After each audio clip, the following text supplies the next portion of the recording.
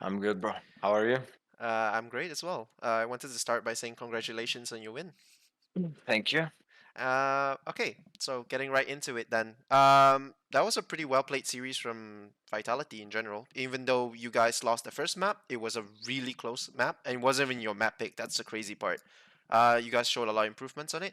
I kind of wanted to start by asking what was your game plan approach heading against the series against GIANTX, knowing that GIANTX had to win this series because in order just to make playoffs, to have a chance of making playoffs. What was sort of your approach playing against them?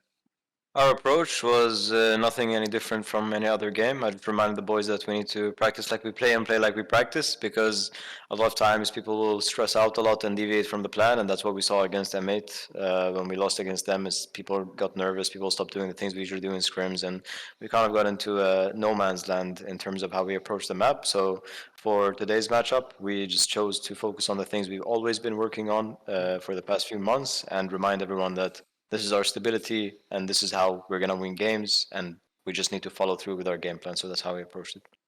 Okay, awesome. And then heading into Breeze and Sunset as well, you guys played obviously incredible, and you. I wanted to ask specifically on Breeze. Obviously, you had an incredible performance on the map, but I wanted to ask on your preparations on the map on Breeze and how much of it was just down to comfortability on the map, and how much of it was it just down to individual fragging power in this particular game. I mean, I think I'd say 80% comfortability Mm-hmm. and 20% fragging power. Like if I'm comfortable, then I'll kill people. Yep. So I mean, I feel super confident on Breeze, and I think the whole team feels super confident on Breeze. Yeah. Yeah. I see, I see. Also, I wanted to speak a little bit. Last year, we saw you playing a lot of the duelist roles on Team Liquid, and now transitioning. You've transitioned to Sentinel role. What exactly was sort of the catalyst for you to pick to sort of transition your role? I guess. I just feel like there was a lot less, let's say, opportunities to play Duelist in team that I wanted to play in. Mm-hmm. And I felt like the only chance for me to show people my skill and what I can do and how many agents I can play and how I approach the game Yep. will be by playing different agents and showing them that my agent pool is wide, that I know how to approach things, not just sending it in every round and killing people, that I'm actually a smart player. And that's kind of the reasoning behind it. I see. Okay. As we spoke about, next week you'll be playing against Koi as well, which is another team that needs to win in order to have a chance at playoffs. Is your approach again going to be similar in terms of just you guys focus on your own individual play, make sure that you do the things that you need to do, and Yeah. close out the series as well? Yeah, that's definitely the approach we're going to take for Korea as well. Obviously, we do our homework, but the main plan is to just stay focused on what we need to do. Okay. And that's pretty much it. Do you have any thoughts on the Koi roster in general? That I think it's a good roster. I just hope that they find common ground in terms of playing together and keeping it tightly knit. I see. Okay. Compared to last year, we're seeing a lot more diversity in competition in Europe. Could you speak a little bit on your sort of your own opinion on the level of competition in Europe currently, the overall state of competitive Valorant, and perhaps a bit on the current meta that we're in?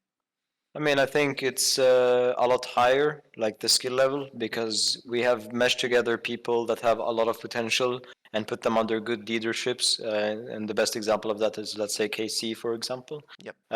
It's like a lot of young blood, but also people that are very hungry, and you kind of need that hunger and drive and someone more experienced to push them forward, that being Eng, let's say. Mm-hmm. And we see a lot of these things happening in different teams as well, where you're taking in a lot of rookies, you're giving them the experience, and they have that hunger and drive to just become better and better and better. So I definitely feel like the skill level has been raised. There are people coming with new approaches, whether it's playing as five everywhere or having two lurkers on two sides, and I think it just makes the game a lot more interesting when people are approaching it in so many different playstyles, and that's what we have in EMEA, and that's why every matchup is like you don't know who's gonna win because there's so many different playstyles right now in EMEA, and we're just trying to find the best one between the waves, and we see what sticks to the wall. I see, I see. Um, would you characterize last year then as more of a misallocation of talent rather than just the talent, the talent in general hasn't been developed yet? Oh yeah, definitely. I think people were just scared to make any risky decisions in signing people, so they went for safe bets, people that were pretty much established, but not necessarily meaning that they are the best fit for that team or that they're doing the work that needs to be done. Let's say. Mm-hmm. So I think it's a very good idea that we brought new people into BCT MEA, and that we're getting to see this talent Oh, all over the league. okay. Also, can you speak a little bit on your departure from Liquid and the motivation for it, as well as joining this new Vitality project and sort of your this team's approach, I guess, to creating this project and how you guys are running it? I wasn't expecting to be removed from Liquid, to be Yeah. honest. Uh, it was not a decision that I made myself. It was not me saying that I want to leave the roster. I was put on the bench and I was put up for transfer by the organization. Yeah. And I completely respect their decision. There's no hard feelings there.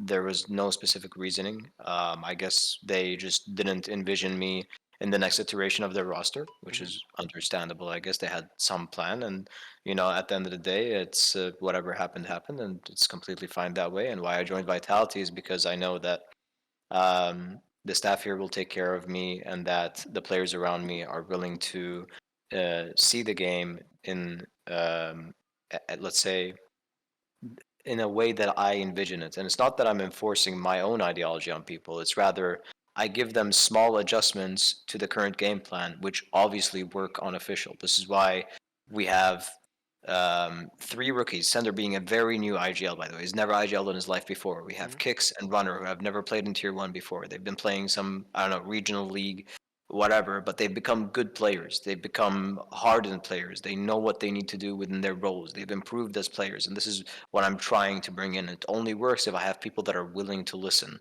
And this is what I thought that would happen if I just join Vitality and I make sure I have some new blood so that I can mold them into better and better players until they surpass me at some point. I see. I see. So you've sort of taken on the um what's the word? Sort of the leadership role on this roster in the sense where you want to guide and mold these new talents. That's what you're saying. I see. Yes, yes. Okay. Last question. This week was also your super week, so you play against Gentlemen and now GIANTX both in the same week. What was the preparation like? Sort of mentality, knowing that you guys would be playing two games in 1 week. Was there extra fatigue, extra practices that you guys put in to sort of get through this hump? I feel like we relaxed a bit after we won those two games against Footballist and Heretics. I feel Mm-hmm. like people were not abiding by the we are athletes standard. We are esport athletes. We need to conduct ourselves in XYZ ways. We need to practice in this way. We kind of like started relaxing a bit, and obviously it's my fault for not reinforcing the standards we have on ourselves as a team. Yeah. And that's why we saw what happened against M8 that first match. But we obviously fixed that the day after. So You did.